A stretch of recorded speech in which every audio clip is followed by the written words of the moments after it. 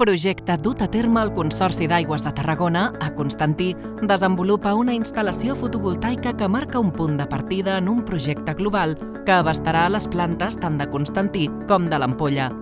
Junts, aquests centres acolliran més de 8.000 mòduls fotovoltaics.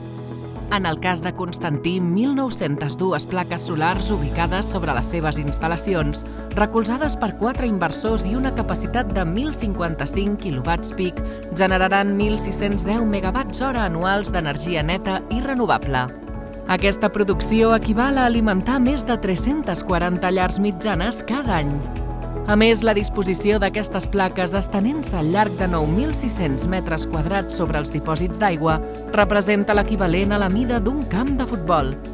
Aquest projecte no representa només un avenç en termes de generació d'energia renovable, sinó que també exemplifica el poder de la circularitat, ja que es garanteix la reducció de la petjada de carboni en eliminar la necessitat de transport de l'energia des de fonts distants, beneficiant directament al medi ambient.